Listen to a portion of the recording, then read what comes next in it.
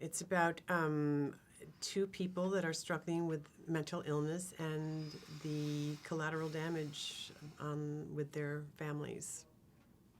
Right, that mental illness, bipolar disease, is a family disease, and that a person who suffers from bipolar disease somehow wrote this amazing script and filmed it, and this is as a fiction. This is as close to the real thing as I have ever experienced, certainly. I mean, I described the plot. I think what the message of the movie is that bipolar disease should not be, any mental illness should not be stigmatized, and we have to really work on that. The people that suffer from this suffer from a disease that can be treated. It's often challenging to find the right treatment, but that we should be able to talk about it. They shouldn't be ashamed of it. And that there's a celebration to be had about certain aspects of mental illness. These people are incredibly creative. And as the list shows at the very end of the movie, of all those amazing geniuses and artists that suffered from bipolar. I like the script. I really like the character. And I was very excited to play Christine Lahti's husband and Katie Holmes' dad. Having such a good cast really was a big part of it for me. Yeah. You know, because it's an independent film. So you really, and I didn't know Paul's work. So I didn't know, I'm loath to jump into new things sometimes. I know not other people are. I'm quite conservative when it comes to that stuff. And but if they were in it, I knew that it had a chance to be a really, I thought the script was very interesting. And I thought then you have a real chance that it'll be fulfilled. And I think it was. I really loved the film.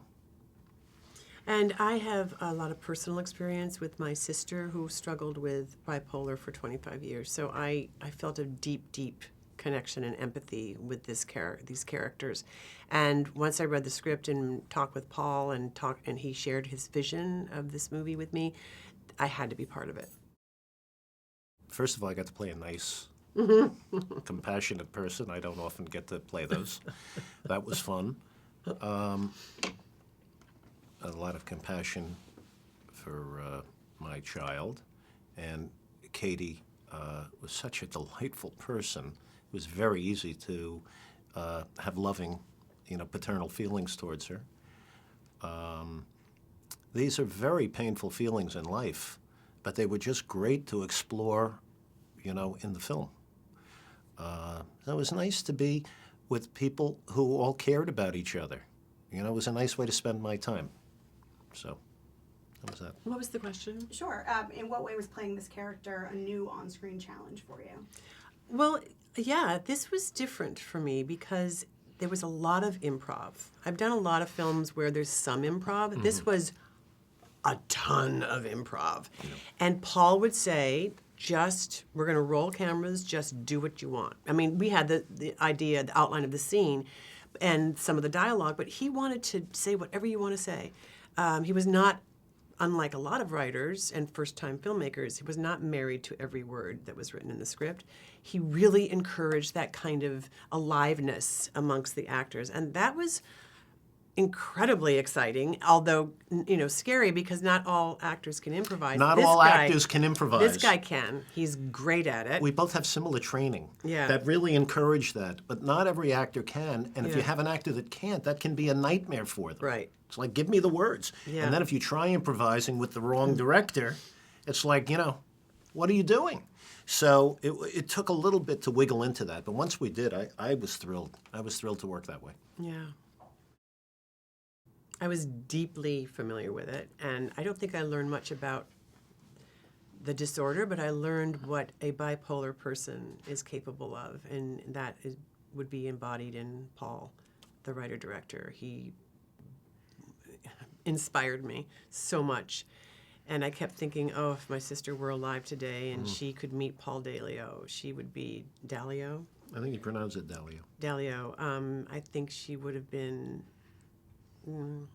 really inspired by him. Yes, I hope the movie is an inspiration and helpful. I don't usually do art for it to be helpful, but in this case, I certainly hope it is. It was great. He was a great director to work with. He was very supportive. He was very open. He was not critical and judgmental, and you could really take chances because I don't like to take chances and be told, "You're not going to do it like that, are you?" You know, that kind of thing could really stop me. So we didn't get that. He was extremely supportive, and he cast really well. What a great cast to work with. So I thought he did a terrific job. I agree, yeah.